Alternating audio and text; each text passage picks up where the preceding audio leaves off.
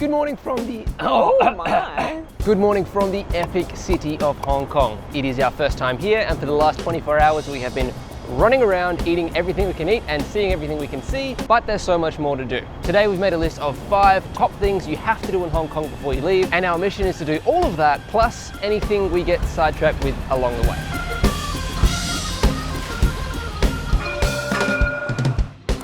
First up on the list is the iconic Peak Tram. So, as a tourist coming to Hong Kong, you need to download the Octopus for Tourists app. It is different to the Octopus app. Android users can't get it. It seems like it's just for iPhone and Huawei, if that's how you pronounce it. But the good thing is on my iPhone, I can have I think I can have up to 30 Octopus cards on there. So I have just been using it as if it's like payment. I tap Jordan on, whoop, then I move to my card and I tap myself on. And that means that you do not technically need to buy a ticket for the Peak Tram. So when it is busy, you get to skip the whole line. So much better. This mode of transport, which began operations in 1888. This scenic journey will take us some 400 meters above sea level, from Central to the Peak. Along the route, there are 4 intermediate stations. Our final destination is the Peak Tower. Enjoy your journey. I don't know if you can see it in the camera, but there's little ridges on the floor that go from the front all the way to the back, so that when you're walking up and down, you've got something to kind of put your feet on and walk uphill, because this tram actually goes at a 48% gradient, which is definitely the steepest gradient I've ever experienced on a tram or a funicular. That's the aesthetic straight.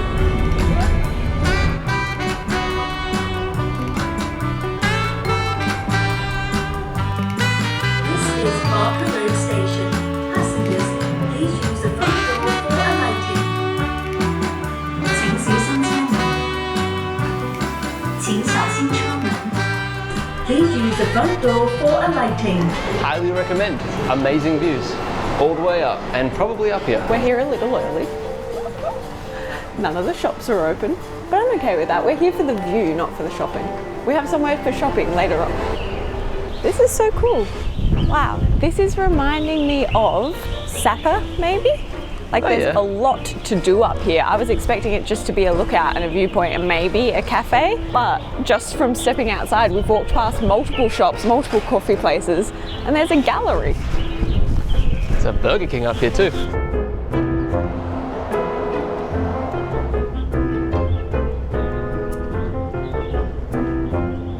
If you're fit and healthy and you are so inclined, you can actually walk up here. And even from this point, it looks like there's a bunch of trails that take you to different lookouts. I think we'll just pick one of the 20-minute ones. Yeah. Wow. Now that is a view.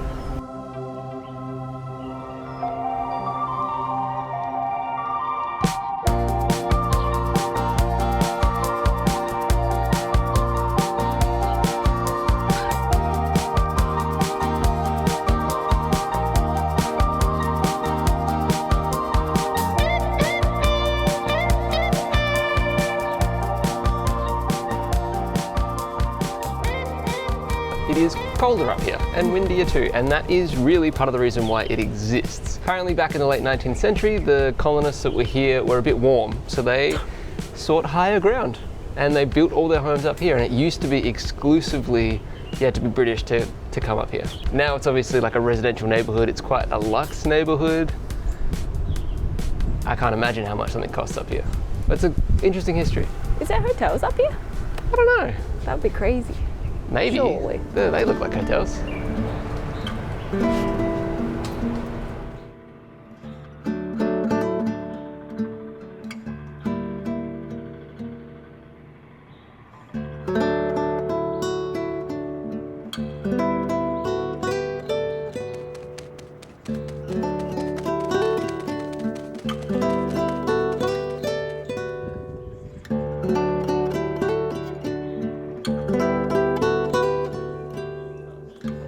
Look, we made it to the first viewpoint, the Lions Club, I think it's called. And we could have kept going, but that view was pretty spectacular and I need a coffee. You are hereby required to savour every single sip of this $20 coffee. 2 coffees for 20. It's very, very expensive up here and super bright. We really wanted to sit out on the outside terrace, but it's closed and I don't know why. I feel like they just haven't opened it for the day yet. No straws. No, it's like a little sippy cup. Better be good. It's like $1 per sip. It is a good view. I'll give it that. $20 worth. It's pretty good. Oh, this is why I shouldn't be in charge of the money, by the way. Because not an ounce of my soul was like, 100 Hong Kong dollars for 2 coffees? That's reasonable. I mean, that's not reasonable. Oh, the peak tram's going. Alright, very expensive coffees aside, this is the first thing on our list done and dusted. Time to head back down the mountain. Going up to the peak, I think, is something you kind of have to do. It is expensive, both to get up there and once you're up there. And there's a lot of hiking trails around there, so there is stuff to do, but if we had our time again, and if we had more time in Hong Kong, I think we would hike up to the peak and then hike back down, or maybe catch the funicular back down, because it's just a bit too expensive for us.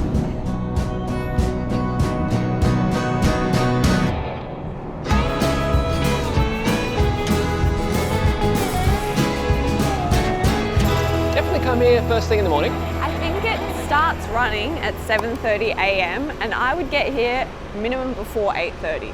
8:30 at the latest, because we were hopping on by ourselves, and now as we hop off, there is at least 10 groups at every single door. There's so many people, and also like when we're up there, our walk back was filled with people and school kids, and like it was so busy. When we were there, we were by ourselves. Crazy. Yeah. Get there early. Moral of the story again. Alright, we have successfully ticked off one of our things to do in Hong Kong. Next on the list, we are going to another tram. But I promise this is the last mode of transport. Well...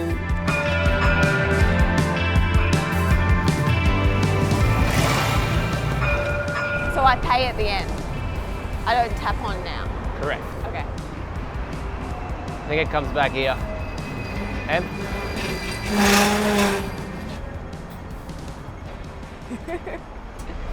so the trams in Hong Kong have been around since the very, very early 1900s, but in 1912 they first made double-decker trams. The locals and everyone here calls them ding-dings because of the noise they make when they take off, but I can't help but be reminded of that Harry Potter bus. Hey guys, why the long faces?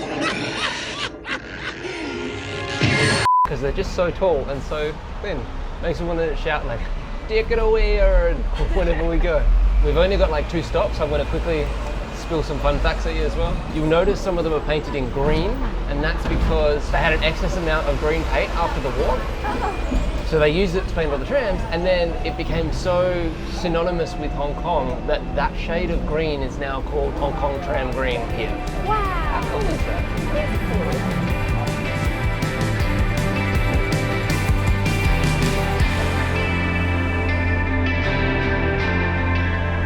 So you can actually book onto one of the old historic ones, maybe like this one, that one, and it costs 150 Hong Kong dollars. It's like an hour tour and you learn some history like over the speakers. In that ticket you also get 2 days of unlimited uses of the trams, and we were quite close to doing it, but honestly 150 Hong Kong dollars per person is out of our budget, so we're just catching one instead.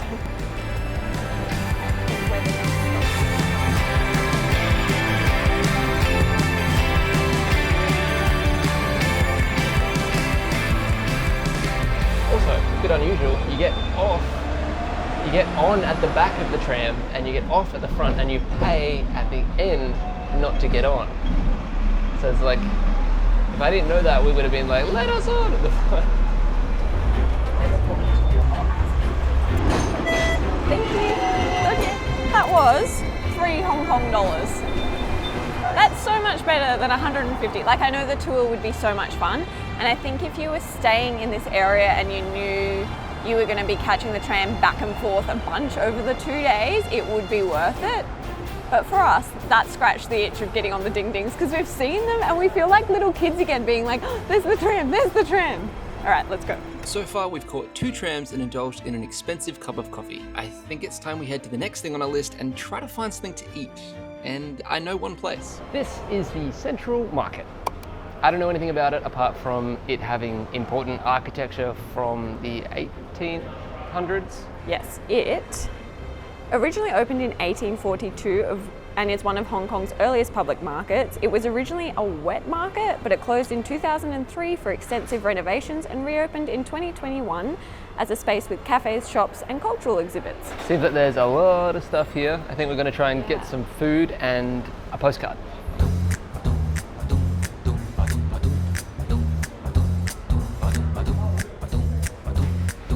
Turns out Hong Kong is quite a late morning kind of place, or maybe just more of an afternoon evening place, because it's 10 a.m. and like none of these stalls are open. I don't think it's that early. I think we'll keep doing a loop. It's really cool in here though, the old Central Market and the architecture, plus all the greenery that they've brought in. It's really unique, I like it. It would be really cool if everything was open. Would have been delicious. There's a coffee shop open. I mean, you spent enough on coffee today. Fair enough. Travel can be stressful, but upgrading your luggage can make all the difference. And that's why we are thrilled to introduce the sponsor of today's video, Level 8 Luggage. They're in the business of genuinely transforming how stress-free and enjoyable travel can be. When we were speaking to Level 8 about a sponsorship, they let us choose which suitcases we want. Emily opted for the Grace Expandable Carry-On Bag, featuring a front zippable laptop compartment for easy access and the expandable capacity from 36 litres to 42. Which means when you buy a bunch of things on the road, you can just expand your suitcase and fit it in as well. But I'm not encouraging that. I, on the other hand, went for the Elegance Carry-On. This one is made from lightweight polycarbonate, meaning that it's tough, but it's also really light. It has a spacious 40-litre capacity in a compact size, making it perfect for the efficient packer. Both suitcases have these 360 spinning mute wheels, which means the days of dragging a noisy case behind you through the airport are over. If you're looking for high quality and affordable luggage, I highly recommend you click the link in the description below.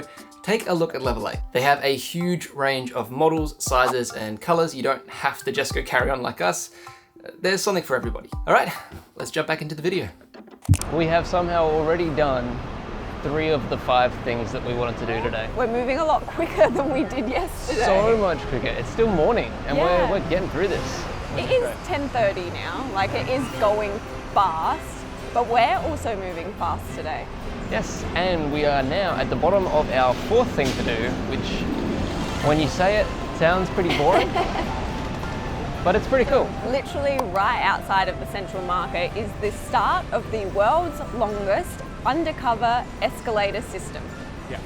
System is the operative word. It is not one escalator the entire time. It is a system. It's multiple, which makes a lot of sense, and you'll see why. We have to come to the side though. The people in Hong Kong are very orderly and very respectful, like they keep to one side if you're moving slowly. And we're on the very start of this escalator system. The only other thing I know about these systems is that they switch directions. So before 10 a.m. they're actually going down to get people down to the bottom of the hill for work. And at 10 a.m. they switch and they start bringing people up. Which is nice, save your legs, because we were walking around these hills yesterday and poofed. It was tough stuff. This is way easier. So these escalators were built in the 90s and it's actually 800 meters long. So one escalator took us a minute and something and we have to go 800 meters. It's like 100 and something meters elevation. I'm really glad they're here though. The alternative would suck. Makes it so much more accessible. I think the reason I like these escalators so much is that between each one you can get off. So it gives like pedestrian access to so many different roads that you would otherwise just kind of fly by. Oh, there's a lot of people up here. What is going on? We'll find out because we can get off. Oh, it looks like a tour or something maybe. Whoa. That was 3. It must be like a historical site to look at, just in case that was it. We think we're at the end. I think we're at the end. It was 3 separate escalators and it took 5.5 minutes. We definitely weren't at the end. I think what threw us off is there was an MRT like tap on tap off section up ahead, so we thought that must be going to a subway or something. That's not the route we're meant to go to. But no, it turns out instead of 3 escalators that we went on, the actual central mid escalator system goes over 18 sections. but we thought we'd completed it in 5 minutes. Let's go see what this building is that tour group went into. It is beautiful. Like, the architecture in Hong Kong is just so fascinating because of their interesting history. There's like British sort of style and then all these skyscrapers in the background. All right, let's do some Googling and see what we're looking at. It's the former Central Police Station of Hong Kong. That's all I know so far. I think that's a prison area. Well, it actually says prison yard down there. It's quite a nice prison.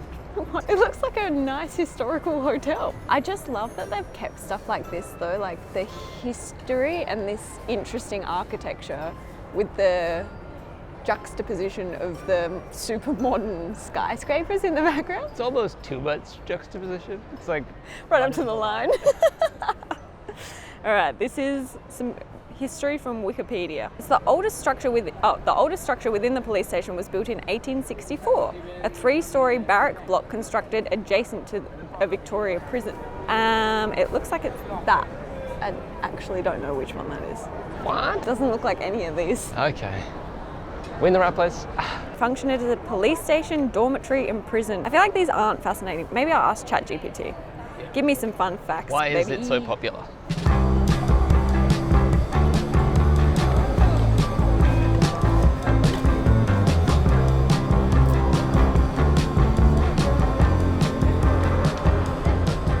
Sidetrack adventures are pretty good. Yeah, I'm so glad that we've stumbled across this. So far it's free. I don't know if we're going to have to pay something later, but we are in the prison blocks.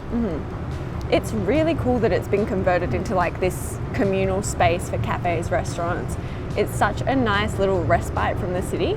It feels, I don't know, cozy. I would definitely recommend coming here after you do the escalators. Like, it's a good excuse to do the escalators to come here. You go from the Central Market on the escalator to come here. 3 things, bang, bang, bang.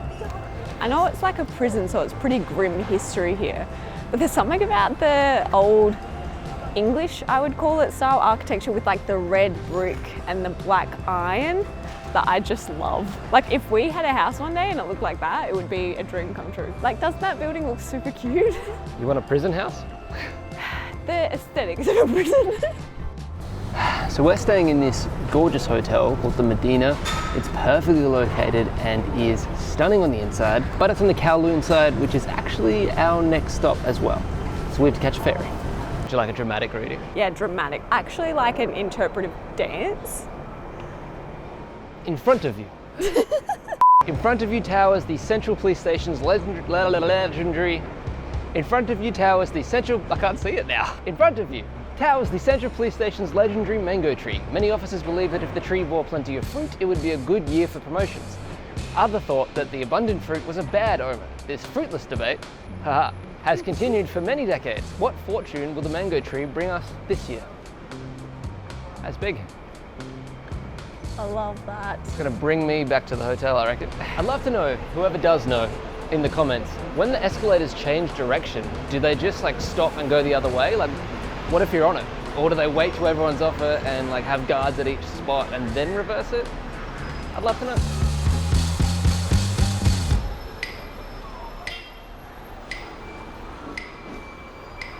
It's what, our 5th time on the ferry?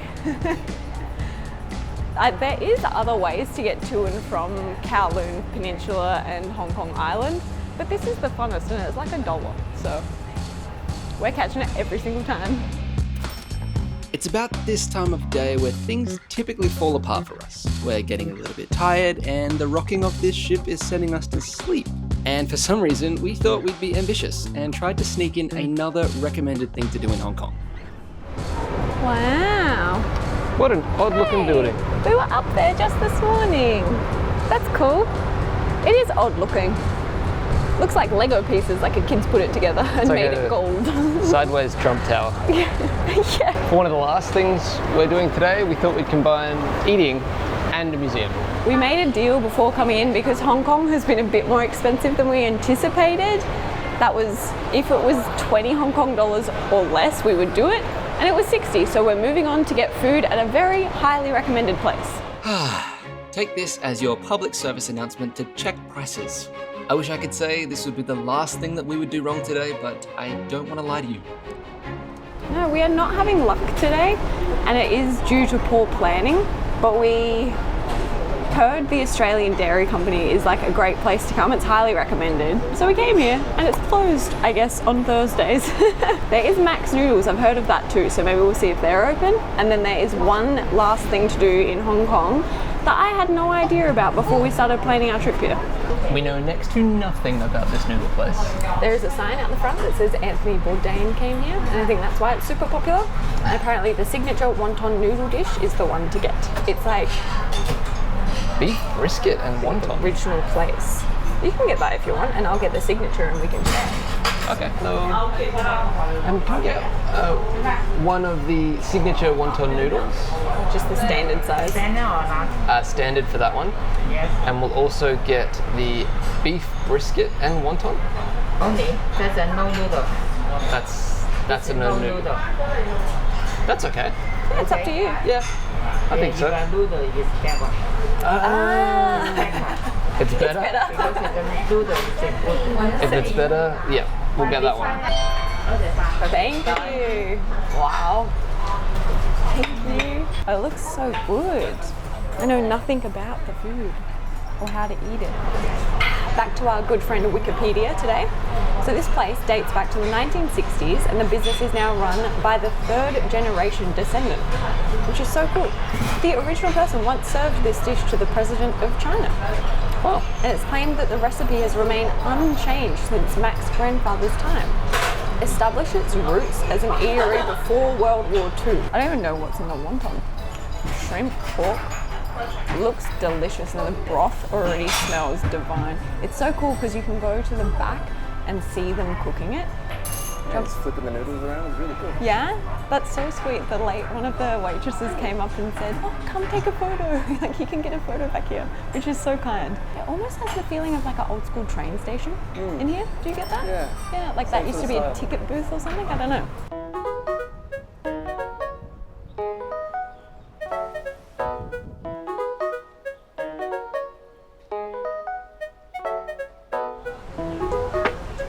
We have not had a great end to Hong Kong. This is where we were meant to see flamingos, and it's closed for a while. I'm so tired. Hong Kong is big, in case you didn't know. And it is awesome. We have done so many epic things across these 2 days, and yet we are missing a bunch. I feel like 3 days. You need 3 days in Hong Kong. I would say 4 because then you could use one of those days as a day trip to Macau, which I wish we thought about and did because we would have checked off another country. That's it for Hong Kong. We've got an early morning tomorrow, another flight, and a new country. Yay! Let's go. Which way? Away we came.